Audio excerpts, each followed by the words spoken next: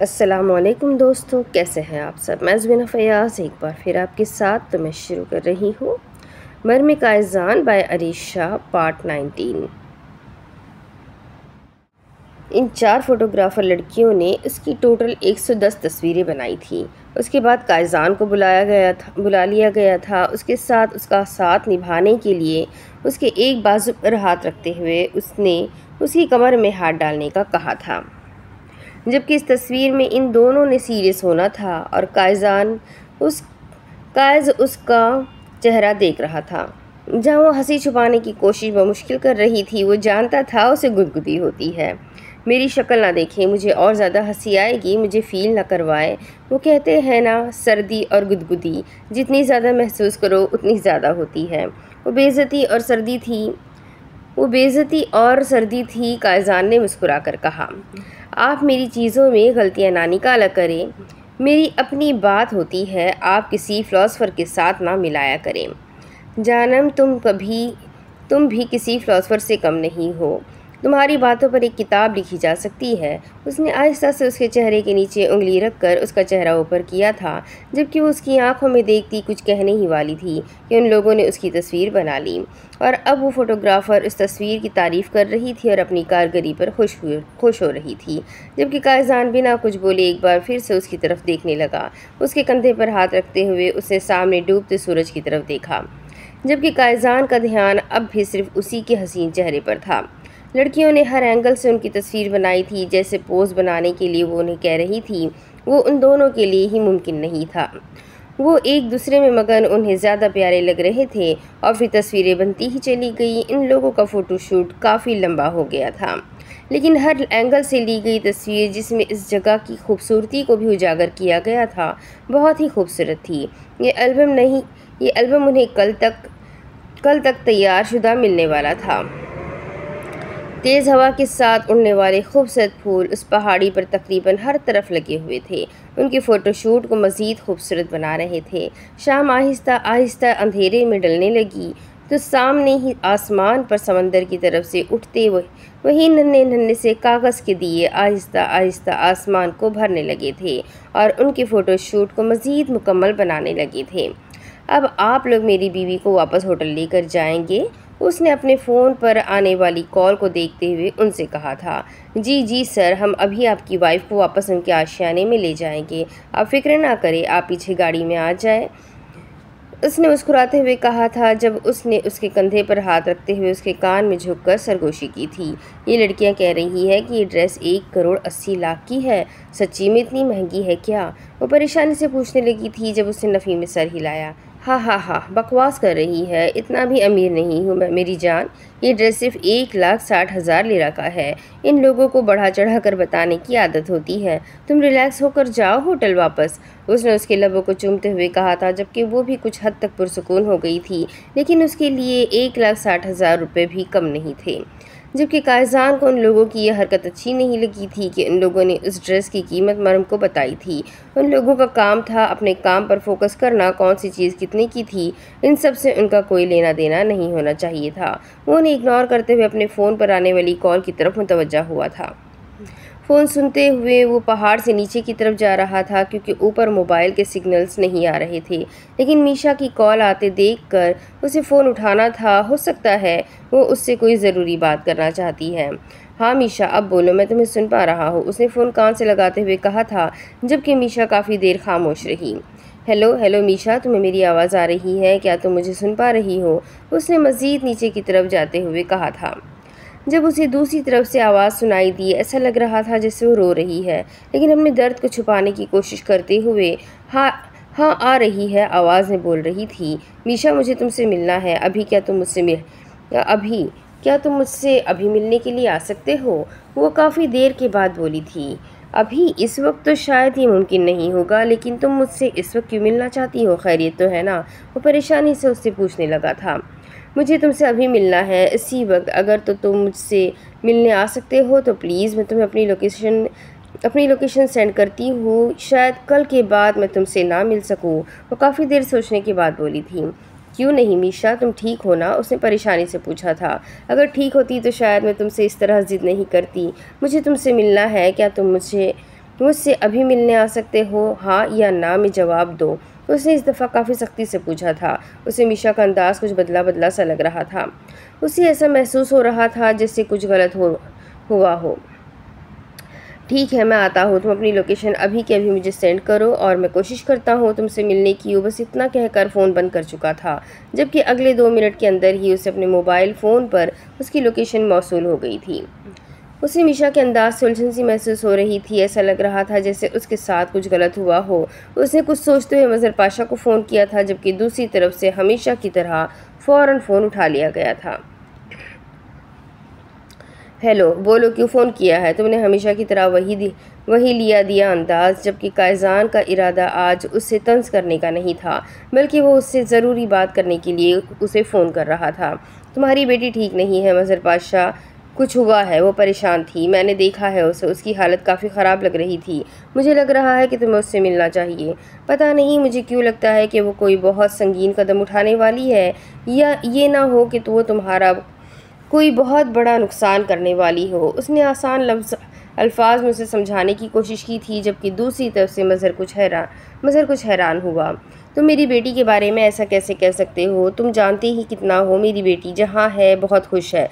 ये मत सोचना कि मैं तुम्हारी बातों में आकर अपनी बेटी को फ़ोन करूँगा या उससे रब्ता करने की कोशिश करूँगा। तुम्हें बता दूंगा कि वो कहाँ है। मज़हर पाशा ने दिमाग का इस्तेमाल करते हुए कहा था। उसे यही लगा था कि कायजान जानना चाहता है कि उसकी बेटी किधर है। तुम्हारी बेटी इस वक्त कैपाडोकिया में है और तुम्हारी बेटी ठीक नहीं है। ये बात ही याद रखना, अल्लाह ना करे कि वो कोई गलत कदम उठाए, लेकिन उसके अंदाज से लग रहा है कि वो तुम्हारे लिए बहुत बड़ी परेशानी पैदा करने वाली है। उसने बस इतना कहकर फ़ोन काट दिया था और साफ अल्फाज में उसे ये भी बताया था कि वो पहले से ही वाकिफ़ है कि उसकी बेटी कहाँ है, तो उसको इतना भी खुद को स्मार्ट समझने की ज़रूरत नहीं है। जबकि मज़हर पाशा दूसरी तरफ से सचमुच में इस दफ़ा परेशान हो गया था। दरअसल मेरा इरादा आज ही मज़हर पाशा को ख़त्म कर देने का है। मैं सोच रहा हूँ कि आज ही मैं वापस इस्तांबुल के लिए निकल जाता हूँ और बेहतर यही है कि मैं वहीं पर उसे ख़त्म कर दूँ। मीशा के साथ मैं किसी लंबे चक्करों में नहीं पड़ना चाहता। वो मुझसे मिलना चाहती है, मैं भी उससे मिल लूँगा। पहले मुझे लगता था कि वो मेरी कुछ मदद कर सकती है, लेकिन उसकी बातों से मैंने अंदाज़ा लगाया है कि वो अपने बाप के बारे में जानती सब कुछ है, लेकिन इस मामले में वो हमारी कोई मदद नहीं कर सकती। मैं चाहता था कि अंजुम को इंसाफ मिले, उसका कातिल गुनहगार साबित हो जाए दुनिया की नज़रों में, लेकिन मीशा अपने बाप के खिलाफ गवाही नहीं दे सकती, क्योंकि अपनी माँ का कत्ल होते उसने बहुत छोटी उम्र में देखा था और कानून इस कत्ल की आई विटनेस को कबूल नहीं करता। इसलिए मैं मज़ीद इस मामले को लटकाना नहीं चाहता। मैंने सोचा था कि मैं मज़हर पाशा की डेड बॉडी को अपने साथ लेकर जाऊंगा, लेकिन अब मैं ऐसा भी नहीं करने वाला। मेरा इरादा उसकी लाश को मीशा के हवाले कर देने का है, और जहाँ तक मीशा की बात है तो उसे मैं आज ही बता दूंगा कि मैंने उसके बाप को ख़त्म कर देना है। फ़िलहाल मैं उसी से मिलने जा रहा हूँ। मुझे 2 घंटे में कैसे भी वापस आना होगा। मरम होटल में अकेली है। वो फ़ोन पर रसल से बात कर रहा था जब के रसल, रफ़ील और डब्ल्यू आज ही अपना सारा काम ख़त्म करके सऊदीया से तुर्की के लिए रवाना होने वाले थे।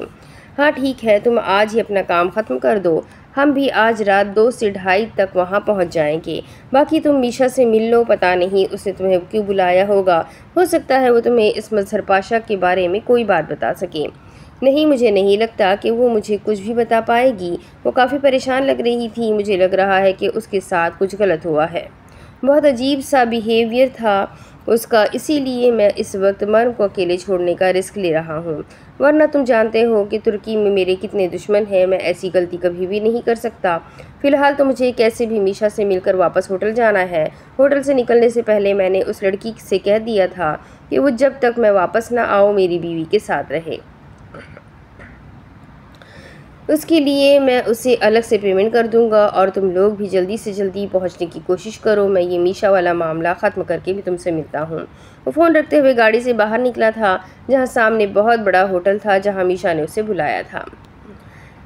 बोलो मीशा, तुमने मुझे यहाँ पर क्यों बुलाया है? मेरा इरादा था तुमसे इन 2 दिनों में मिलने का, लेकिन इतना अर्जेंट बुलाने की वजह मैं समझ नहीं सका। तुम हो जिसने फ़ोन पर मुझसे बात की थी। वो एक नज़र उसे सर से पैर तक देखते हुए बोली थी। कायजान ने सिर्फ हाँ में सर हिलाया था। उसे ये लड़की बहुत अजीब सी लगी थी। अब तक जो CCTV फुटेज में वो उस लड़की को देखता रहा था, या जितना उसने इस लड़की का पीछा किया था, वो इस लड़की से बिल्कुल अलग अलग रही थी। अलग लग रही थी। हाँ, मैं हूँ कायसान काज़मी, जिसकी फ़ोन पर तुमसे बात हुई थी। उसने उसे जवाब दिया। अगर कोई लड़का ज़बरदस्ती मेरे साथ रिलेशनशिप बनाए और मैं उसे इनकार करूँ तो क्या ये मेरे साथ रेप होगा? वो उसकी तरफ देखते हुए बोली तो एक लम्हे के लिए कायसान के हाथ रुक गए थे। वो हैरानगी से उसे देख रहा था। किसी ने किया है तुम्हारे साथ ऐसा? उसने परेशानी से पूछा था, जबकि वो रिलैक्स सी पीछे कुर्सी से टेक लगाती उसे देखती। हाँ, मैं सर हिला गई। बताओ किसने किया है? तुम्हारी आंखों के सामने उसका हश्र बिगाड़ दूंगा। उसने यकीन दिलाया था, जबकि उसने नफ़ी में सर हिला दिया, जैसे वो इस बारे में बात ही ना करना चाहती हो। तुम अपने साथ ऐसा जुल्म नहीं कर सकती। समझी मेरी बात को बताओ मुझे किसने किया है तुम्हारे साथ ऐसा? मैं उसे इबरत का निशाना बनाकर उसे उसके अंजाम तक पहुंचा दूंगा। उसके अंजाम तक मैं खुद पहुंचाऊंगी और अपने बाप को भी। और मैं तुम्हें यहाँ इसीलिए बुला रही थी कि मैंने अपने बाप को सबक सिखाने के लिए एक बेहतरीन तरीका ढूंढ निकाला है। गैरत बहुत बड़ी चीज़ होती है कायसान काज़मी। या तो मेरा बाप मर जाएगा या फिर एक अच्छा इंसान बन जाएगा, और दूसरा मौका तो सबको मिलना चाहिए। मैं अपने बाप को एक अच्छा इंसान बनाऊंगी। पता नहीं वो क्या सोच रही थी। कायसान को उसकी कोई बात समझ में नहीं आई थी। क्या मतलब है तुम्हारी इस बात का? मैं कुछ समझ नहीं पा रहा। तुम्हारा बाप कभी एक अच्छा इंसान नहीं बन सकता। वो एक मुजरिम है और ऐसे मुजरिमों को जेल की 4 दीवारियों के पीछे होना चाहिए या फिर ज़मीन से 2 गज़ नीचे।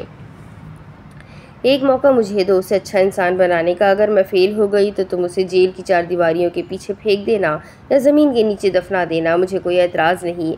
वो कहते हुए उठकर खड़ी हो गई थी और साथ ही एक वीडियो उसके नंबर पर सेंड की थी। कायसान ने फ़ौरन वीडियो खोल कर देखी थी, लेकिन उसे अफसोस हुआ था उसे देखने पर। तुम्हें शर्म महसूस हो रही है ये वीडियो देखने में? अभी तो सारी दुनिया ये वीडियो देखेगी। मर्द को लगता है कि ये माशरा उसका है, वो जो चाहे कर सकता है, लेकिन शायद वो भूल गया है कि ये दुनिया सिर्फ एंटरटेनमेंट मांगती है। थोड़ी देर की इस एंटरटेनमेंट पर थोड़ी बदनामी मेरी होगी और करियर बर्बाद उसका होगा जिसने मेरी ज़िंदगी बर्बाद करने की कोशिश की, और बाकी मेरा बाप शर्म से मर जाएगा या फिर एक अच्छा इंसान बन जाएगा। तुम ऐसा कुछ भी नहीं करोगी। दिमाग ख़राब हो गया है तुम्हारा? तुम इस तरह की वीडियो, तुम्हें अंदाज़ा भी है कि ये तुम्हारी पूरी ज़िंदगी ख़राब कर सकती है। सारी ज़िंदगी बर्बाद हो जाएगी तुम्हारी। वो उसे समझा रहा था। एक लड़की की ज़िंदगी उसी वक्त बर्बाद हो जाती है जब वो अपना यकीन, अपना एतबार किसी लड़के के हाथ में थमाती है, और वो लड़का उसके साथ इस तरह की वीडियो बनाकर उसे दुनिया के सामने शर्मिंदा करता है और फिर उसे जलील करवाने की कोशिश करता है। ये मेरा बॉयफ्रेंड था रोहित। इसने मुझे आज रात को फ़ोन करके अपने दोस्तों के पास होटल रूम में पहुंचने के लिए कहा था ताकि वो लोग भी मेरे साथ ये कर सकें, लेकिन मैं कोई प्रोस्टिक्यूटर नहीं हूँ। ये बात मैं उसे भी बता दूंगी और उसके घटिया दोस्तों को भी बता दूंगी। उसे लगता है ना कि औरत अपनी इज़्ज़त की खातिर खामोश हो जाती है, तब उसे पता चलेगा कि हर औरत खामोश नहीं होती बल्कि अपने लिए स्टेप लेती है। उससे थोड़ी बदनामी मेरी होगी, लेकिन सुकून से सर उठाकर वो भी नहीं जी पाएगा और मेरे बाप को भी उसके किए की सज़ा मिल जाएगी। वो बात ख़त्म करते हुए वहाँ से जा चुकी थी, जबकि कायसान परेशानी से मज़हर पाशा को फ़ोन करने लगा था। जो काम वो करने जा रही थी वो उसे ऐसा करने की इजाज़त कभी नहीं दे सकता था। वो लड़की अपनी ज़िंदगी बर्बाद करने जा रही थी। बोलो क्यों फ़ोन किया है तुमने? दूसरी तरफ से फ़ौरन फ़ोन उठा लिया गया था। उसे मज़हर पाशा से मतलब ना था। वो भाड़ में जाए, जिए मरे, कुछ भी हो, उसे फ़र्क नहीं पड़ता था, लेकिन एक मासूम लड़की की ज़िंदगी वो बर्बाद कैसे होने दे सकता था? वो भी अपनी ही आंखों के सामने। उसकी बेटी कितनी ज़िद्दी थी वो अंदाज़ा लगा चुका था। तुम्हारी बेटी बहुत गलत कदम उठाने वाली है। मज़हर पाशा, उसे रोक लो वरना उसकी ज़िंदगी बर्बाद हो जाएगी। उसकी ज़िंदगी बर्बाद होने से बचा लो। पता नहीं उसे क्या हो गया है, वो पागल हो गई है। अल्लाह ना करे उसके साथ कुछ भी गलत हो। प्लीज़ प्लीज़ देखो, अपनी बेटी को बचा लो। मेरा उसके साथ कोई ताल्लुक़ नहीं है, लेकिन वो मासूम लड़की बर्बाद हो जाएगी। वो उसे समझा रहा था। ये तुम क्या कह रहे हो? क्यों मेरी बेटी बर्बाद हो जाएगी? क्यों उसके साथ कुछ गलत होगा? मज़हर पाशा ने परेशानी से पूछने लगा था। जो भी था वो अपनी बेटी से बेतहाशा मोहब्बत करता था। इस वक्त वो एक क्लब में अपने क्लाइंट्स के लिए छोटी छोटी बच्चियों का इंतज़ाम करके लाया था जिनकी उम्र 14 से 16 के दरमियान थी। आज उसने अपने क्लाइंट्स को इतना खुश किया था कि उन लोगों ने उसे बहुत बड़ी रकम भी दी थी, जिसकी वजह से बहुत खुश था। ऐसे में कायसान का इस तरह का फ़ोन आना उसे मज़ीद परेशान कर चुका था। वो बच्चियां चीख रही थी, चिल्ला रही थी। दूसरी तरफ कायजान उनकी आवाज़ सुनते हुए भी इग्नोर करने की कोशिश कर रहा था, क्योंकि इस वक्त उसे मीशा की फ़िक्र हो रही थी। जब देखते ही देखते उस होटल से नीचे की तरफ एक बड़ी सी LED में वही वीडियो चलती नज़र आई थी जो मीशा थोड़ी देर पहले उसे दिखा कर गई थी। उसके हाथ से फ़ोन छूट चुका था। वहाँ मौजूद कितने ही लोग इस वीडियो को देख रहे थे और देखते ही देखते वो वीडियो हर मोबाइल में आना शुरू हो चुकी थी। जिस तरह से इस वीडियो की हर मोबाइल पर सेटिंग और शेयरिंग हो रही थी, मतलब साफ था कि वो वीडियो वायरल हो चुकी थी और उसके वायरल होने के पीछे सबसे बड़ी वजह उस लड़की की अपनी मर्ज़ी थी उसे वायरल करने में। उसके मोबाइल पर रिंगटोन बजी थी। ब्लूटूथ ऑन होने की वजह से वो समझ चुका था कि उसे भी वो वीडियो रिसीव हुई है। वो थका हारा सा वापस उस कुर्सी पर बैठ गया था। उस लड़की ने क्यों किया था ऐसा? क्यों उसने अपनी ही ज़िंदगी बर्बाद कर ली थी? क्यों उस लड़के ने किया था उसके साथ ऐसा? क्यों ये मर्द का मुआशरा औरत को सर उठाकर जीने नहीं देता था? क्यों उसके ख्वाब तोड़ देता था? क्यों उसकी ज़िंदगी बर्बाद कर देता था? उसे समझ नहीं आता था कि हर औरत में औरत ही क्यों बसती है, हर दौर में औरत ही क्यों पिसती है। मीशा ने गलत इंसान पर यकीन किया था। ये उसकी गलती थी, लेकिन मोहब्बत सही गलत की पहचान ख़त्म कर देती है। यकीनन मीशा के साथ भी ऐसा ही हुआ था। उसे मोहब्बत नहीं मिली थी, वो मोहब्बत जो उसे चाहिए थी। अपने बाप का असल चेहरा देखने के बाद उसे अपने बाप से कोई लगाव न रहा था। उसे मोहब्बत चाहिए थी और वो मोहब्बत उसने रोहित से पाई थी और रोहित ने उसे बर्बाद कर दिया था। वो जानता था मीशा एक बहादुर और बोल्ड लड़की है। वो आने वाले हालात को समझ लेगी, पर खुदकुशी करने जैसी गलती कभी भी नहीं करेगी। वो ज़िंदगी जीने वाली लड़की है और वो ये भी जानती है कि इसने आने वाली ज़िंदगी कितनी मुश्किल होने वाली थी। उसकी आने वाली ज़िंदगी कितनी मुश्किल होने वाली है, लेकिन उसने फिर भी हर चीज़ जानने के बावजूद भी इतना बड़ा कदम उठा लिया था। वो कितनी बहादुर थी वो अंदाज़ा लगा सकता था, लेकिन ये मर्द का मुआशरा ऐसी बहादुर लड़कियों को भी जीने नहीं देता। उसने खुद अपने लिए घड़ा खोद लिया था और अब शायद उसे उस घड़े में गिरने से कोई बचा नहीं सकता था, क्योंकि कोई कितना ही बहादुर क्यों ना हो, ऐसे मामलों में आकर हिम्मत हार ही जाता है। मीशा कब तक लड़ेगी दुनिया से? कब तक सर उठाकर जी पाएगी? कब तक हर चीज़ को इग्नोर कर पाएगी? आखिर कभी न कभी उसे अपने इस फैसले पर पछतावा होने वाला था। पाशा कॉल सुनने के बाद अंदर आया था। उसने 2 दफ़ा मीशा को फ़ोन करने की कोशिश की, लेकिन मीशा ने फ़ोन ही नहीं उठाया। वो हमेशा उसके साथ ऐसा ही करती थी। ये उसके लिए कोई नई बात नहीं थी, इसीलिए वो उसे उसके हाल पर छोड़कर वापस अपना काम मुकम्मल करने के लिए आया था। फ़िलहाल इस मामले को नज़रअंदाज करना बेहतर था। वो वापस अपने क्लाइंट्स की तरफ आया, जहाँ सामने LED पर वो पाँचों कोई फ़िल्म देख रहे थे। इन सब के साथ एक मासूम लड़की थी जो बुरी तरह से रो रही थी, जबकि स्क्रीन पर आने वाली आवाज़ों पर वो कह लगा रहे थे। पाशा, मुझे ये लड़की चाहिए, उसने टीवी स्क्रीन की तरफ इशारा करते हुए कहा था। जब मज़हर पाशा ने हंसते हुए स्क्रीन की तरफ देखा और देखते ही देखते जैसे उसकी दुनिया लुट गई। स्क्रीन पर चलने वाली वीडियो ने लम्हे में उसे आसमान से ज़मीन पर लापटका था। उसकी बेटी रो रही थी, चिल्ला रही थी, रोहित से अपनी इज्जत की भीख मांग रही थी, लेकिन वो उस पर कोई रहम नहीं कर रहा था, बल्कि उसे नोचे जा रहा था। उसकी तड़प, उसकी आंसुओं को इग्नोर किए वो उसे अपनी ज़्यादती का निशाना बना रहा था, बिल्कुल उसी तरह जिस तरह न जाने कितनी मासूम लड़कियों की ज़िंदगी मज़हर पाशा ने बर्बाद की थी। इसी तरह से लड़कियां तड़पती थी, मचलती थी, चीखती थी, चिल्लाती थी उसकी बाहों में, लेकिन वो जल्लाद हैवान उन पर रहम नहीं खाता था, लेकिन उन्हें अपनी हवस का निशाना बनाकर अपने जैसे जानवरों के सामने फेंक देता था। बिल्कुल वैसा ही हो रहा था उसकी अपनी बेटी के साथ, और उससे ये सब कुछ बर्दाश्त नहीं हो रहा था। वो देखते ही देखते ज़मीन पर बैठा था। स्क्रीन पर चलने वाली वीडियो उसके लिए क़यामत से कम नहीं थी। उसमें इतनी हिम्मत भी न बची थी कि वो स्क्रीन से अपनी नज़रें ही हटा ले। वो अपनी बेटी को बेआबरू होते हुए देखता रहा और फिर ज़मीन बोस हो गया। वो होटल वापस आया तो उस लड़की ने उसे बताया कि वो मर्म को अपने साथ पूरा एरिया घुमा कर लेकर आई है। उसके लिए उसने उस लड़की को अलग से पेमेंट की थी और मर्म की शॉपिंग के लिए भी रकम दी थी। अपनी बीवी के साथ वक्त गुजारने के लिए वो उसे कहकर गया था और उस लड़की ने पूरी ईमानदारी से अपना काम किया था। इसके अलावा उस लड़की ने ज़बरदस्ती ही मर्म से वहाँ से कुछ शॉपिंग भी करवाई थी, क्योंकि कायजान उसे कहकर गया था कि जिस चीज़ पर वह हाथ रखे वो उसकी हो। वो चाहता था कि अगर खताई इलाके से उसकी बीवी को कुछ भी पसंद आए तो वो उसे ख़रीद सके। उस लड़की के सामने मर्म ने पहले तो किसी चीज़ की फरमाइश नहीं की थी, लेकिन उसकी पसंद को देखते हुए उसने उसे बताया था कि उसके शौहर ने उसे उसके लिए अच्छी खासी अमाउंट देकर भेजी है। इसके बाद ही मर्म ने कुछ चीज़ें ख़रीदी थी और बाकी वो लड़की उसे पता नहीं किस किस चीज़ के हिसाब दे रही थी। लेकिन इस वक्त वो इतना ज़्यादा उलझा हुआ था कि हाथ के इशारे से उसे रोकता खुद अंदर चला गया। जबकि लड़की अपना हिसाब ख़त्म करके सिर्फ हाँ में सर हिलाती वहाँ से हट चुकी थी। कायजान बहुत परेशान था। ऐसा पहली बार हुआ था कि किसी लड़की ने इस तरह की हिम्मत की थी। उसे समझ नहीं आ रहा था अगर इस तरह की हरकत करने की तुक क्या बनती थी। क्या वो नहीं जानती थी कि उसका बाप कितना घटिया इंसान है। ऐसा इंसान कभी राह रास्त पर वापस नहीं आ सकता जो पूरी तरह से भटक गया हो। और मज़हर पाशा पूरी तरह से भटका हुआ शख्स था। ऐसा इंसान वापस कभी पलट कर नहीं आ सकता था और यही चीज़ वो मीशा को समझाना चाहता था। लेकिन वो उसे समझने के बजाय खुद एक बहुत बड़ी गलती कर चुकी थी जिसका न जाने आगे जाकर क्या अंजाम होने वाला था। वो नहीं जानता था कि मज़हर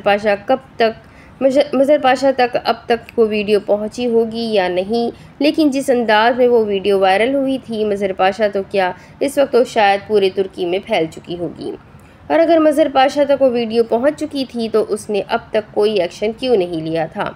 उसने रूम में जाने से पहले एक दफ़ा मीशा को कॉल करने का सोचा था। पता नहीं उसका क्या हाल होगा। वो ये कदम उठा तो चुकी थी लेकिन अंजाम से वो बेखबर थी। इस वक्त सिवाय दुआ के उसके लिए और कुछ नहीं कर सकता था। वो उसके सामने तो खुद को बहादुर जाहिर करने की कोशिश कर रही थी लेकिन वो जानता था वो ठीक नहीं है।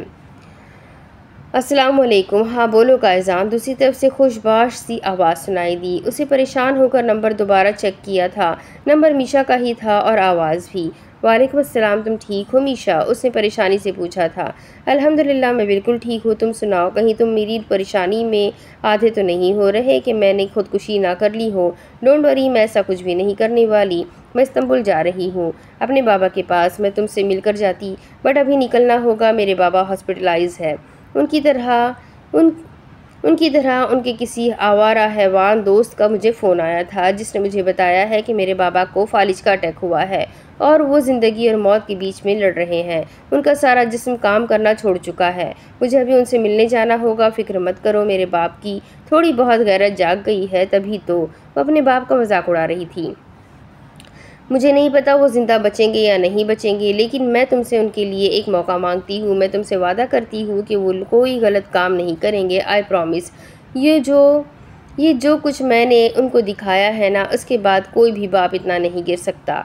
बस एक बार उन्हें मौका दे दो। मैं तुमसे वादा करती हूँ अगर वो ज़िंदा बच गए तो वो कभी कोई गलत काम नहीं करेंगे, किसी भी गलत रास्ते पर नहीं जाएंगे। मैंने कहा था ना, मैं अपने बाबा को एक अच्छा इंसान बना दूँगी। तुम देख लेना, वो एक अच्छे इंसान बन जाएंगे और मुझे यकीन है कि मैं उन्हें एक बहुत अच्छा इंसान बना लूँगी। डॉक्टर के मुताबिक उनके दिल के अलावा उनका सारा जिस्म पैरालाइज हो गया है। वो कुछ भी नहीं कर सकते। मैं अपने बाबा को लेकर यहाँ से पेरिस चली जाऊँगी। डॉक्टर ने कहा है कि मेरे बाबा के ज़्यादा वक्त तक ज़िंदा रहने के चांसेस नहीं है और अगर वो ज़िंदा बच भी गए तो सारी ज़िंदगी कभी भी अपने पैरों पर खड़े नहीं हो पाएंगे और ना ही अपनी ज़बान का कभी इस्तेमाल कर पाएंगे।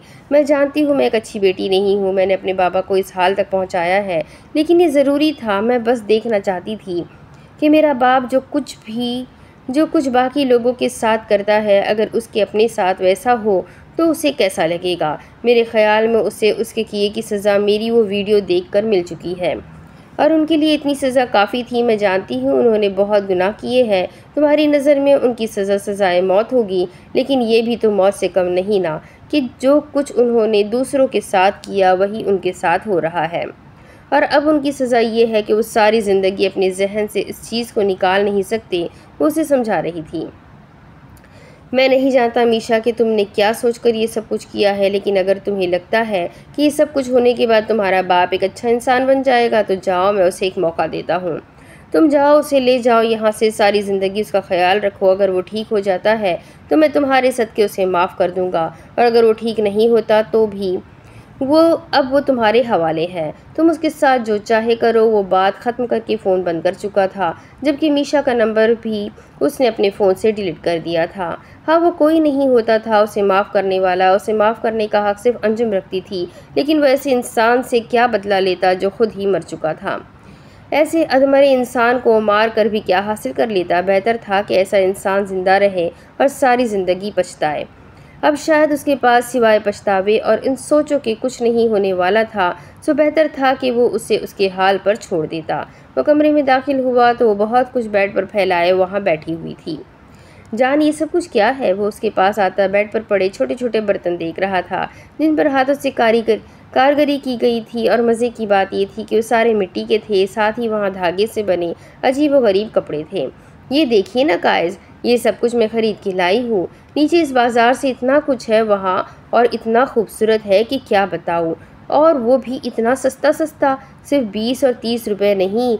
वो लेरा बोल रही थी। वो खुश होती हुई बोली तो कायज मुस्कुराया। ये देखिए, ये ना टेबल पर बिछाने वाला कवर है, कितना हसीन है ना। इसे अपने हाथों से बनाया गया है और इसे सिर्फ 1-2 टाके ही नहीं बल्कि पूरा का पूरा ये हाथों की कारकर्दगी है। ये प्लेट देखिए, माशाल्लाह कितनी खूबसूरत है। इसके ऊपर ये डिज़ाइन देख रहे हैं आप, ये हाथों से बनाया गया है। इतने खूबसूरत डिज़ाइन, वो भी हाथों से। मैंने तो आज तक कभी किसी के हाथों में इतना हुनर नहीं देखा। और मैं आपके लिए टोपी लेकर आई हूँ, देखिए कितनी प्यारी है। उसने सब कुछ दिखाते हुए एक टोपी उठाकर उसके सर पर पहनाई थी। वो परेशानी से पहले तो उसे देखता रहा, फिर फ़ौरन ही उसे सर से उठाकर अपने हाथ में देखने लगा। अरे पहने ना, कितनी अच्छी लग रही थी, फिर मैं सेल्फी भी बनाऊंगी। वो उसकी तरफ देखते हुए बोली तो मुस्कुराते हुए उसे एक तरफ रखता अपने लिए बेड पर जगह बनाने लगा था। फिर उसे उसके हाल पर छोड़ता फ्रेश होने चला गया।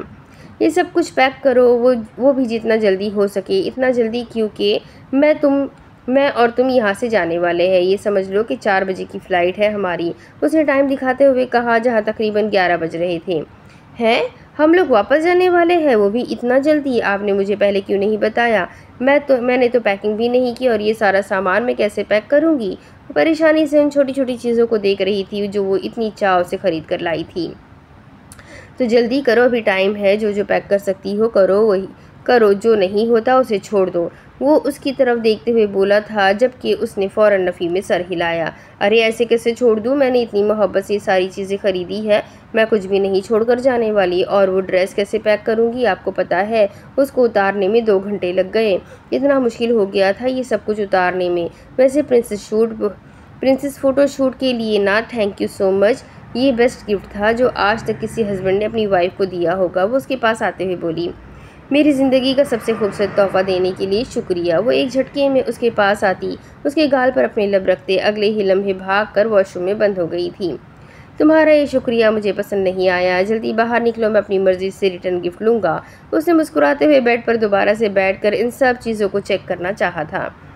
इन्हीं में से एक छोटी सी की चेन उसे नज़र आई तो उसे हाथों में लेकर देखने लगा। वो बेहद खूबसूरत थी और सबसे ख़ास बात, उस पर मरमे का एहसान लिखा हुआ था। मैं आपके लिए गिफ्ट लेकर आई हूँ। वहाँ बाहर एक की चेन होगा जिस पर आपका और मेरा नाम लिखा है। मैंने खुद उस लड़की से बोल कर वो बनवाया है जो वहाँ बैठकर बना रही थी, और यही मेरी तरफ से आपके लिए इन सब चीज़ों के बदले में है। मैं जानती हूँ आपकी इन चीज़ों की तरह वो बहुत महंगा नहीं है, लेकिन वो बहुत खूबसूरत है और मुझे बहुत ज़्यादा पसंद आया। और सबसे ख़ास बात, इस पे हम दोनों का नाम लिखा है। वो अंदर से बोल रही थी जबकि वो उसकी चेन को देखते मुस्कुराते हुए अपनी जेब से कुछ निकालता वो की चेन उसके साथ लगाने लगा था। ये क्या है? चाबी है कोई क्या? चाबी है कोई क्या? वो वॉशरूम से बाहर निकलते हुए उससे पूछ रही थी, जबकि हाथ में उसकी ज़रूरत की चीज़ें थी। यकीनन उसने पैकिंग शुरू कर दी थी। ये एक पिन ड्राइव है जो हर वक्त मेरे पास होती है, और साथ में ये मेरी गाड़ी की चाबी है जो इस वक्त मिस्र में है। उसने उसे पूरा दिखाया तो वो की चेन इस चाबी और पिन ड्राइव के साथ बहुत खूबसूरत लग रही थी। बहुत खूबसूरत लग रही है, अब ये मेरी तरफ से गिफ्ट हो गया। वो सामान बैग में डालते हुए बोली थी, जबकि वो उठकर उसके पीछे आता उसे अपनी बाहों में कैद करते हुए अपने करीब खींच चुका था। नहीं मेरी जान, ये गिफ्ट तुम्हारी तरफ से नहीं है, बल्कि तुम्हारी तरफ से गिफ्ट मैं खुद अपनी मर्ज़ी से लूँगा, जैसा कि मैं तुम्हें पहले ही बता चुका हूँ। और मेरा गिफ्ट तुम्हारे ये हसीन लब मेरे लबों पर देंगे। वो उसका चेहरा थामते हुए रोमांटिक मूड में बोला था। हम लेट हो रहे हैं जनाब, हमने आज ही जाना है। उसका रोमांटिक मूड देखकर वो उसे समझाते हुए बोली थी, लेकिन काज़ान तो किसी और ही मूड में था। उसे अपने करीब करते हुए उसके लबों पर अपना पुरशिद्दत लफ्ज़ छोड़ता वो अपनी बेकरारियाँ उस पर लुटाने लगा था। अगर तुम इस ड्रेस में अनकंफर्टेबल महसूस ना करती तो यकीन करो मैं तुम्हें कहता कि तुम चेंज मत करना, लेकिन मैं जानता हूँ कि तुम इसमें काफ़ी अनईज़ी फील कर रही थी, इसीलिए मैंने उस तरह की कोई फरमाइश नहीं की। उसके लबों को चूमते हुए वो जैसे उसे अपने अंदर की ख्वाहिश बता रहा था। वो आज बेतहाशा हसीन लग रही थी और सच यही था कि उसके इस हसीन रूप पर सिर्फ कायजान का हक था, लेकिन उसके लिए आसानी पैदा करने के लिए उसने उसे चेंज करने के लिए कह दिया था। कोई बात नहीं, वो ड्रेस मैं अपने साथ लेकर जा रही हूँ ना, आपकी ख्वाहिश पर एक दफ़ा घर में भी पहन लूँगी, आप मुझे फिर से देख लीजिएगा। उसके गालों पे हाथ रखते हुए उसे समझाते हुए बोली थी। इरादा उसकी बेकरारियों से फ़रार हासिल करके अपनी पैकिंग मुकम्मल करने का था। जानम ये आज मुमकिन नहीं। उसके लबों को चूमते हुए वो उसे अपनी बाहों में उठाता बेड पर ले आया था और सीधा होते हुए उसकी सारी चीज़ें एक तरफ करता वो उस पर साया सा बनाने लगा। कायस पैकिंग नहीं हो पाएगी। अपनी गर्दन पर उसका लम्स महसूस करते हुए उसने अपना दुपट्टा दूर जाता महसूस किया था, जबकि वो उसके कंधे से शर्ट सरकाते हुए वहाँ अपने लबों की मोहर लगाता, अपनी मोहब्बत की निशानियाँ उस पर सबत करने लगा था। वो कोशिश के बावजूद भी उसकी बेपनाह चाहतों से दामन ना बचा सकी थी, जबकि मन की बाहों में वो कुछ वक्त के लिए ही सही लेकिन मीशा और मज़हर पाशा की टेंशन से काफ़ी दूर निकल आया था। उसकी मर्म उसे दुनिया की हर परेशानी से दूर लेकर जा सकती थी। उसकी बाहों में सुकून था जो उसे हर तरह की परेशानी से निकाल देता था। वो गहरी नींद सो चुकी थी। एक भरपूर अंगड़ाई लेते हुए कायस ने बिस्तर छोड़कर एक नज़र उसकी तरफ देखा। चेहरे पर दुनिया जहाँ की मासूमियत लिए वो एक बार फिर से उसे अपनी तरफ खींच रही थी, लेकिन अब सचमुच में वक्त नहीं था रोमांस करने का। पहले ही वो उसे अपनी शिद्दतों से बेहाल कर चुका था और ऊपर से उसने पैकिंग भी नहीं की थी, और अब जिस तरह से वो सो रही थी मतलब साफ था कि उसका जागने का कोई इरादा नहीं था।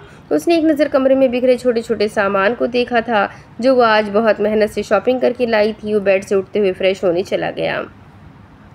फ्रेश होकर वो वापस आया तो उसकी सारी चीज़ों को समेटने लगा। उसकी एक एक चीज़ को उसने पैक करना शुरू कर दिया था। वो इन सब चीज़ों में से कुछ भी यहाँ छोड़कर जाने वाली नहीं थी, तो मतलब साफ था कि उसे हर एक चीज़ की पैकिंग करनी थी। अगर ये सारी चीज़ें उसकी होती तो वो कभी उनकी पैकिंग करने की जहमत ना करता, बल्कि यहीं कहीं फेंक कर चला जाता। लेकिन मर्म की सोच और उसकी सोच में ज़मीन आसमान का फ़र्क था। ना जाने वो क्या क्या सोच कर ये सारी चीज़ें लेकर आई होगी। यकीनन उन प्लेट्स को लेते हुए उसने ये सोचा होगा कि वो हमेशा इन्हें संभाल कर रखेगी, ये शायद इनमें खाना खाएगी। और ये टोपी वो उसे पहनाने के लिए लाई थी। उस टोपी को देखते हुए उसे फिर से हंसी आ गई। उसके सामने तो वो कुछ नहीं बोला था, लेकिन ऐसे रंग बिरंगे कपड़े उसने कभी ज़िंदगी में ज़ेबतन नहीं किए थे और ना ही वो कोई इरादा रखता था। इतने बड़े खतरे से उसकी बीवी को यही चीज़ मिली थी अपने शौहर के लिए लाने के लिए। वो हंसकर उसे भी बैग में डाल चुका था। जब नज़र बेड क्राउन के साथ पड़ी, उसकी चेन पर पड़ी, वो सच में बहुत खूबसूरत थी और उससे भी कहीं ज़्यादा खूबसूरत था उस पर लिखा उन दोनों का नाम जो उस चेन को मुकम्मल बना रहा था। वो उससे नज़र हटाता उस ड्रेस की तरफ मुतवज्जा हुआ था जो बड़े से बैग में उसे घुसने की कोशिश की थी, लेकिन ये उसके लिए नाकाफ़ी था। वो बैग घसीटते हुए बाहर लेकर आया था और वहाँ मौजूद दूर क्रूज से उसे पैक करने का कहता। मौजूद वर्कर्स से उसे पैक करने का कहता खुद वापस कमरे में आकर उन चीज़ों को देखने लगा था। इतना सारा सामान, अगर तो किसी फ़्लाइट में जा रहे होते तो यकीनन ये सारा सामान कभी उसके घर तक नहीं पहुंच सकता था। उसने एक बार फिर से उसको पैक करना शुरू कर दिया था। उसे लग रहा था कि ज़िंदगी में पहली दफ़ा वो कोई काम इतनी मेहनत से कर रहा है। इससे पहले उसने शायद किसी का कत्ल करते हुए भी इतनी ज़्यादा स्ट्रगल नहीं की थी जितना ये पैकिंग करना उसके लिए मुश्किल हो गया था। सारा सामान पैक करते हुए उसने कमरे से बाहर रखते वहाँ मौजूद वर्कर्स को बुलाकर उसे गाड़ी में रखवाया था। अब सिर्फ एक ही सामान बाकी था जो उसका पर्सनल सामान था और उसे अपनी बाहों में ही उठाकर लेकर जाना था। वो उसके पास आते हुए आहिस्ता से उसके ऊपर से ब्लैंकेट हटाता उसे अपनी बाहों में कैद करते हुए वॉशरूम में लेकर आया था। अपना सहारा देते हुए उसने उसे ज़मीन पर खड़ा किया। तब भी वो जागी नहीं थी। उसकी नींद पर उसे रश्क आया था और अगले ही लम्हे उसने शावर ऑन कर दिया। गुड मॉर्निंग मेरा बच्चा, नींद लेने का वक्त ख़त्म हो चुका है, अब जल्दी से फ्रेश हो जाओ, हमें अभी निकलना होगा। मैंने सारा सामान पैक करके गाड़ी में रखवा दिया है। डोंट वरी, तुम्हारी कोई भी चीज़ मैंने यहाँ नहीं छोड़ी। उसके बालों को पूरी तरह से पानी में भिगोते हुए उसे बता रहा था, जबकि वो खुली आंखों से कभी उसे देख रही थी, कभी खुद पर बरसते उस पानी को। कभी कभी आप इतने अच्छे लगते हैं कि हद नहीं, और कभी कभी दिल करता है कि वो दोनों हाथ ऊपर करते हाथों को पूरी शिद्दत से मैच कर चुकी थी। शायद उसके पास अल्फाज नहीं थे अपनी कैफियत बयान करने के लिए, लेकिन वो मुस्कुरा दिया था, क्योंकि इतना तो वो भी समझ चुका था कि वो उसके बारे में क्या सोच रही है। इट्स ओके जान, होता है। वो शैम्पू उठाकर उसके सर पर लगाते हुए उसके हर तरह के रिएक्शन लेने के लिए तैयार था। ये आप क्या कर रहे हैं? मुझे खुद नहाना आता है, जाए यहाँ से। और वैसे भी कपड़े पहनकर कौन नहाता है? उसने उसे धक्का देकर खुद से दूर करते हुए अपने सर से शैम्पू निकालने के लिए थोड़ा सा अपनी जड़ों को मसाज किया था। हाँ तो उतार दो कपड़े, मेरा क्या है, बल्कि मैं खुद उतार देता हूँ। वो अभी बोल रहा था जब वो उसके सीने पर हाथ रखकर उसे बाहर जाने का इशारा कर चुकी थी। जालिम बीवी, इतना काम किया है मैंने, तुम्हें तो खुद चाहिए कि मुझे इसके बदले कोई तोहफा दो, और तुम मुझे कमरे से ही बाहर निकाल रही हो। उसे शर्म दिलाने की कोशिश कर रहा था, जबकि मर्म ने बाकायदा धक्का देकर उसे बाहर निकाला। कोई बात नहीं जाने मन, ये भी कबूल है। वैसे भी अब तो हम वापस घर जा ही रहे हैं, वहाँ देखूंगा कैसे भागती हूँ। मुझसे जा रहा हूँ होटल से चेकआउट करने की सारी फॉर्मेलिटीज़ पूरी करने के लिए। तुम जल्दी नहाकर बाहर निकलो और अपने कपड़े निकालते हुए बोला था, जबकि दूसरी तरफ से कोई आवाज़ नहीं आई थी। मतलब उसके जाने पर काफ़ी खुश थी। वो सब कुछ करवा कर वापस आया तो वो बेड पर एक तरफ सुकड़ी सिमटी बैठी थी, आंखें बंद थी, यानी कि उसका दोबारा से सोने का इरादा था। खैर अब तो उसका सोना बनता था, कल सारी रात उसने उसे सोने ही कहाँ दिया था। उसके पास आते हुए उसने आहिस्ता से उसे अपनी बाजुओं में उठाया और उठाकर बाहर ले आया। वो होटल से जाने का सारा प्रोसीजर पूरा कर चुका था, तो अब सिर्फ उससे गाड़ी तक पहुँचना था। यहाँ तक कि उसने गाड़ी वाले को भी फ़ोन करके कह दिया था कि उसने अपनी गाड़ी कहाँ से लेनी है। सोए हुए मर्म के वजूद को गाड़ी की फ्रंट सीट पर बिठाता वो वापस आकर ड्राइविंग सीट संभाल चुका था।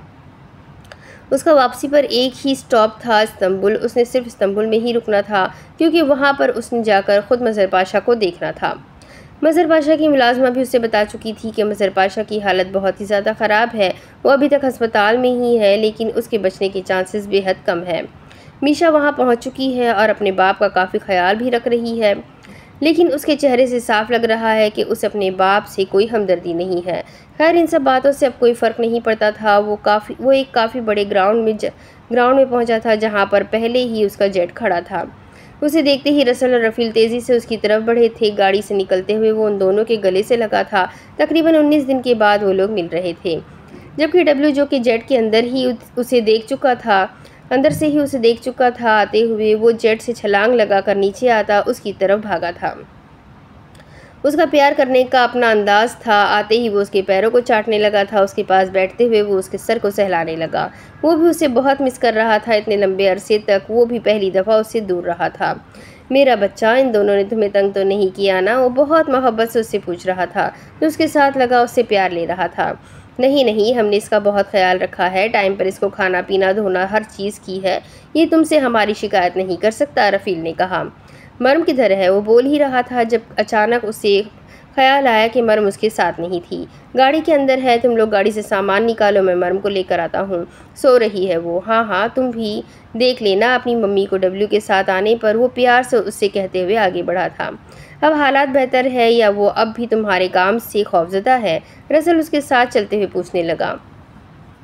उसके सामने कुछ काम किया ही नहीं तो खौफजदा होना तो उसका बनता नहीं है, और अगर वो खौफजदा है भी तो आगे देखी जाएगी। इस वक्त हालात बहुत खुशगवार है। वो कबूल कर चुकी है इस रिश्ते को और कुछ खुश है इस रिश्ते से। बाकी आहिस्ता आहिस्ता सब कुछ ठीक हो जाएगा। मुझे उसकी तरफ से अब कोई परेशानी नहीं रही है। वो गाड़ी के पास आते हुए गाड़ी का दरवाज़ा खोलता उसे आहिस्ता से अपनी बाहों में उठाने लगा था। उसकी गहरी नींद से वो परेशान हो चुका था। कोई ऐसे कैसे सो सकता था? तकरीबन 2.5 घंटे के सफ़र में वो मुसलसल सोते ही रही थी, एक सेकंड के लिए भी जागी नहीं थी। वो जानता था ऐसी एक वक्त की पुरसुकून नींद उसे हमेशा के लिए सुला सकती थी। चलो डब्ल्यू, तुम्हारी मम्मी के आराम का इंतज़ाम करना है, वो प्यार से उससे कहते हुए बोला था। डब्ल्यू फ़ौरन ही आगे की तरफ भागा था और एक ज़ोरदार छलांग लगाते हुए वो जेट के ऊपर आता अपने सर से पूरा दरवाज़ा खोल चुका था, जबकि मरनीन ने ही उसके गिर्द अपनी बाहों का हिसार बनाते उसके सीने में अपना चेहरा छुपा चुकी थी। इतना सारा सामान कायजान, ये तो सारी ज़िंदगी इस्तेमाल करते रहो तो ख़त्म नहीं होगा। वो बड़े बड़े तकरीबन 8 से 9 कैरी बैग जेट में रखते हुए उससे पूछने लगे थे। शादीशुदा बंदा हूँ यार, वो कंधे उचकाकर बोला था, जबकि वो दोनों एक दूसरे को देखते उसका सामानों पर रखने लगे थे। जबकि अपना काम ख़त्म करते हुए रसल तेज़ी से ऊपर आया था, क्योंकि अब उसे ये प्लेन उड़ाना भी था। जहाज़ में मौजूद सफ़ेद रंग का वो पुरसुकून सा बेड उसकी पुरसुकून नींद के लिए बेहद ज़रूरी था। उसे बेड पर ले जाते हुए उसने पर्दा आगे से खींच लिया था, जबकि खुद वो रसल और रफ़ील के पास आकर बैठ गया था। लेकिन डब्लू हर थोड़ी देर के बाद पर्दा हटाकर उसे देखता, वहीं उस पर्दे के बाहर बैठ गया था। सबसे ज़्यादा अपनी मम्मी के जागने का इंतज़ार तो उसी को ही था। तुर्की का आखिरी स्टॉप इस्तांबुल, उसने रसल को देखते हुए कहा था, जिसने सिर्फ हाँ में सर हिलाया। वो और रसल अस्पताल के अंदर दाखिल हुए थे, जहां उन लोगों ने जाना था। इस जगह से वो वाकिफ़ थे। वो सीधे मज़हर पाशा के कमरे तक ही आए थे, जहां उसे मीशा वहीं बेड के साथ कुर्सी पर बैठी नजर आई थी। मज़हर पाशा की हालत सच में बहुत ही ज़्यादा ख़राब थी। उसका जिस्म पूरी तरह से एक तरफ लटका हुआ था, जबकि मीशा पता नहीं उससे कौन सी बातों में लगी हुई थी।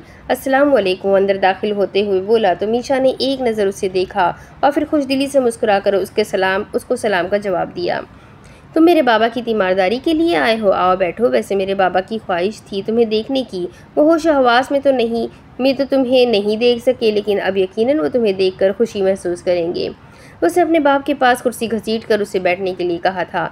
फिक्र मत करो, मेरे बाबा अब एक बहुत अच्छे इंसान बन चुके हैं। वो आने वाली ज़िंदगी में भी वो एक अच्छे इंसान रहेंगे। डॉक्टर ने कहा है कि तुर्की में इनका इलाज थोड़ा सा मुश्किल है। हो सकता है मुझे इन्हें लेकर पेरिस की बजाय अमेरिका जाना पड़े। खैर, मैं अपने बाबा के लिए कोशिश तो ज़रूर करूँगी। इंशाल्लाह सब कुछ ठीक हो जाएगा। मेरे बाबा अगर ठीक हो गया ना तो मैं तुम्हें इन्फॉर्म कर दूँगी। तुम आज वापस जा रहे हो। अल्लाह पाक तुम्हारे लिए आसानियाँ पैदा करे और तुम्हारा काम आसान करे। थैंक यू, तुमने मेरे लिए मेरे बाबा को छोड़ दिया। मेरे पास इनके अलावा और कोई नहीं था। रोहित के बारे में बताओ कुछ। उसने मज़हर पाशा को नज़रअंदाज करते हुए उससे रोहित के बारे में पूछना चाहा। मेरी तरह उसने भी खुदकुशी नहीं की, तुर्की छोड़कर चला गया है, लेकिन जिस तरह मेरी ज़िंदगी बर्बाद हुई है, यकीन करो उसकी भी बर्बाद होगी। वो जहाँ जाएगा ना, ज़िंदगी के जिस मकाम पर अपने लिए कामयाबी ढूंढेगा, उस मकाम पर मैं ये वीडियो लेकर हाजिर हो जाऊँगी। अगर मैंने अपनी ज़िंदगी अपने सुकून को निकाल दिया है तो सुकून से जिएगा वो भी नहीं, उसके सुकून को भी मैं तबाह करके रख दूँगी। वो अपने इरादों में पीछे हटने वाली थी, जबकि वो एक नज़र मज़हर पाशा को देखता वापसी की राह ले चुका था। तुम बहुत बहादुर हो मीशा। ज़िंदगी के किसी मकाम पर अगर तुम्हें मेरी ज़रूरत महसूस हुई तो बिला झिझक मुझे फ़ोन कर लेना। मैं तुम्हारा बड़ा भाई बनकर हमेशा तुम्हारे लिए हूँ। खुद को कभी अकेला मत समझना। मैं जितना हो सके तुम्हारा साथ निभाने की कोशिश करूँगा। मैं जानती हूँ, बहुत बहुत शुक्रिया। वो आगे बढ़ते हुए उसके सीने से लगी थी। उसकी ये हरकत काफ़ी अजीब थी। ये कायजान को बुरा नहीं लगा था, क्योंकि उसके साथ वो एक पाक ताल्लुक़ रखना चाहता था। उसके सर पर हाथ रखते हुए उसने एक भाई का मान दिया था और फिर उसे उसके हाल पर छोड़ता हुआ वो रसल के साथ वापस चला गया। अब आगे का सफ़र बहुत लंबा था, और अगर इस सफ़र में कहीं पर मर्म की आँख खुल जाती और वो ख़ुद को डब्ल्यू के साथ पाती तो यकीनन जहाज़ में ज़िलज़ला आ जाता। उसकी आँख खुली तो ख़ुद को एक अजीब सी जगह पर पाया था, लेकिन ये बेड काफ़ी आरामदा था। उसने उठकर बैठते हुए इस पूरी जगह को देखा था। ये जगह काफ़ी हद तक उस वेंटी से मिलती जुलती थी, लेकिन यहाँ सिवाय बेड के और कुछ भी नहीं था। सामने एक कपड़ा लगा हुआ था। उसने आहिस्ता से कपड़ा हटाकर बाहर देखा तो ऐसा महसूस हुआ कि यहाँ पर कोई भी नहीं है। उसने उठकर बाहर निकलना चाहा, जब कोई नर्म मुलायम सी चीज़ उसके साथ टकराई। उसने गर्दन नीचे करके देखा तो डब्लू को देखते ही उसकी ज़ोरदार चीखों का सिलसिला शुरू हो गया। जबकि डब्लू उसे जागते देखकर मज़ीद उसके पास आता उसके पैरों पर प्यार करने लगा था। जबकि उसकी ज़बान का लम्स अपने पैरों पर महसूस करती वो मज़ीद ऊँची ऊँची आवाज़ में चीखने लगी थी। और ये सारी चीज़ें सुनते हुए अगर किसी को बहुत मज़ा आ रहा था तो वो था जहाज़ से थोड़ा नीचे फासले पर बैठा रफ़ील, जो अपने मोबाइल पर पबजी खेल रहा था। बीबी जी की आँख खुल गई। अब मज़ा आएगा ना, जब डब्लू के साथ थोड़ी देर रहेगी। कैसे हमें सारी रात डब्लू के साथ सुलाया था। उसे बोलते हैं अदले का बदला। जब तक कायजान वापस नहीं आ जाता तब तक तुम्हें डब्लू के प्यार को बर्दाश्त करना होगा। अरे इतना प्यार करने वाला बच्चा है इसका और ये नखरे दिखाती है। बचाओ, कोई बचाओ मुझे। कायज़ कहाँ है आप? कायज़, हे लड़की, क्यों चिल्ला कर कानों में दर्द कर रही हो? क्या बचाओ तुम्हें? इतना प्यारा बच्चा है, तुमसे इतनी मोहब्बत करता है, इससे प्यार करने की बजाय तुम चिल्लाए जा रही हो। वो तंग आकर ऊपर आया था। जब वो भागते हुए उसके पास आती उसके पीछे छुप गई थी। मेरे पीछे क्यों छुप रही हो? जाओ, जाकर अपने बच्चे से प्यार करो। वो एक झटके में उसका बाजू खींचकर उसे दोबारा डब्ल्यू के आगे खड़ा कर चुका था, जबकि डब्ल्यू बेचारा ये समझकर खुश हो रहा था कि उसकी मम्मी उसके साथ खेल रही है। हाँ, लेकिन इस खेल में उसका रफ़ील को शामिल करना शायद डब्ल्यू को पसंद नहीं आया था। अल्लाह अल्लाह, कितने बुरे इंसान हैं आप। मैं कायद से आपकी शिकायत करूंगी। उससे शिकायत करने की क्या ज़रूरत है? ये जो सामने खड़ा है ये भी तुमसे बहुत प्यार करता है, इससे शिकायत कर दो। कायजान मुझे चीड़ फाड़ कर तो नहीं रखेगा, लेकिन ये तो मेरी बोटियाँ तक बल्कि हड्डियाँ तक खा जाएगा। उसने उसे डब्ल्यू का दूसरा रूप भी दिखाना चाहा था। देखिए प्लीज़, आप कहीं मत जाए ना। वो नीचे जाने लगा तो वो उसके पीछे आते हुए मिन्नतें करने लगी। क्यों नहीं जाऊँ मैं नीचे? कायजान ने कहा था, जब तक वो वापस नहीं आ जाता मैं नीचे ही रुकूँ, क्योंकि मुझे बंद जगहों पर घुटन होती है। लेकिन ये जगह बंद कहाँ है? इतना बड़ा तो उसका मुंह खुला हुआ है। उसने पहली दफ़ा जहाज़ के दरवाजे की तरफ देखा था। वो इस वक्त एक प्राइवेट जेट में थी। उसे ये बात अभी पता चल रही थी। हाँ, मुझे खुले दरवाजे में भी होती है तो मैं नीचे जा रहा हूँ। पूरे नखरे दिखाने के मूड में था। लेकिन आप मेरे साथ ऐसा क्यों कर रहे हैं? मैंने क्या बिगाड़ा है आपका? वो आखिर थक हार कर पूछने लगी थी।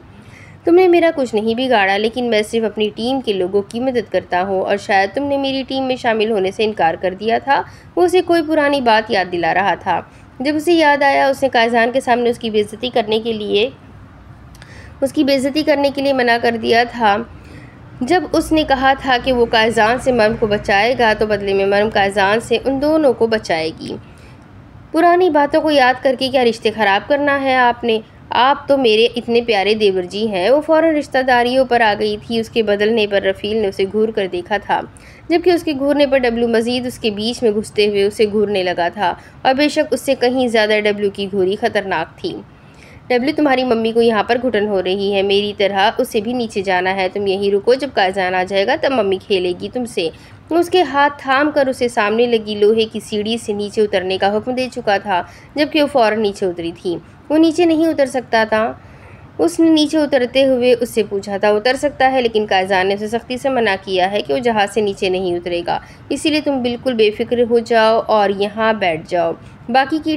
बाकी की डीलिंग हम यहीं बैठकर करेंगे। वो उसके साथ ही ज़मीन पर आलती पालती मारते हुए बैठा था। कौन सी डील? उसने परेशानी से एक नज़र ऊपर देखा था, जहाँ डब्ल्यू दरवाजे के बिल्कुल साथ बैठा उसे देखकर खुश हो रहा था, जबकि वो उसे पता नहीं कौन सी डील के बारे में बता रहा था।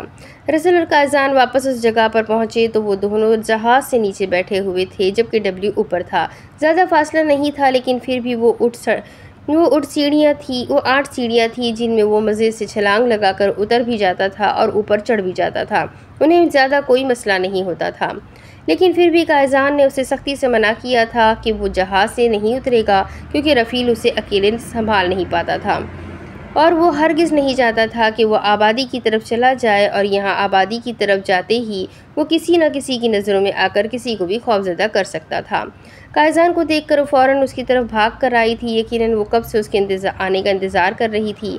कायज, कहाँ चले गए थे आप? मैं कब से आपका इंतज़ार कर रही थी। इस तरह से आप कहीं जाने वाले हैं? मुझे बताकर तो जाते। आपको पता है मैं वहाँ पर अकेली सो रही थी, और फिर जब मैं बाहर निकली तो वो मेरे पैरों से लगा। इतना डर लग रहा था मुझे। अब वो ऊपर है और मैं नीचे आ गई हूँ। उसे झूठ बोलकर मुझे घुटन हो रही है। आप कैसे हैं रसल भाई? आपसे डरता है ना वो उसने डब्ल्यू की तरफ इशारा करते हुए पूछा था, जबकि उसने फ़ौरन नफ़ी में सर हिलाकर उसे ये बताना चाहा था कि डब्ल्यू उससे नहीं डरता, बल्कि वो डब्ल्यू से डरता है। हम ऊपर चलकर भी तो ये सारी बातें कर सकते हैं ना। फ़िलहाल हमारे पास टाइम नहीं है, हमें मिस्र पहुंचना है। उसने रसल को कहते हुए उसका हाथ थामा था, जबकि वो ऊपर नहीं जाना चाहती थी जहां डब्ल्यू बैठा हुआ था। अब बस बहुत हो गया। वो तुमसे बहुत प्यार करता है और वो तुम्हें कोई नुकसान नहीं पहुंचाएगा। तुम्हें उससे खौफज़दा होने की ज़रूरत नहीं है। उसने उसे समझाते हुए ऊपर चलने के लिए कहा था, जबकि बहुत ज़्यादा डर के बावजूद भी वो उसे रोक नहीं पाई थी। अब इसके आगे की कहानी मैं आपको अगली किस्त में सुनाती हूँ कि अब आगे क्या होगा। बहुत मज़ेदार नावल है, तो देखते हैं आगे क्या होने वाला है। तो इसके लिए मेरे साथ बने रहें। चैनल को सब्सक्राइब करते, बेल आइकन को ज़रूर दबा दें, और अपने कॉन्टेक्ट्स में इस नावल को ज़रूर शेयर करें। साथ ही साथ बेल आइकन को भी ज़रूर दबा दें। और जहाँ तक यूट्यूब हमें सारी डिटेल देता है, तो मुझे पता चल रहा है कि मेरे नावल्स सब्सक्राइबर से ज़्यादा नॉन सब्सक्राइबर सुन रहे हैं। तो प्लीज़ जिन्होंने अब तक सब्सक्राइब नहीं किया वो लोग भी सब्सक्राइब कर ले। इसमें आपका कुछ नहीं जाता, बस एक बटन क्लिक करना है और कुछ भी नहीं, कोई पैसे नहीं लगते। तो प्लीज़ सब्सक्राइब माय चैनल। मिलते हैं अगले वीडियो में, तब तक के लिए अपना खूब सारा ख्याल रखें, मुझे भी दुआ में याद रखें। अल्लाह हाफ़िज़।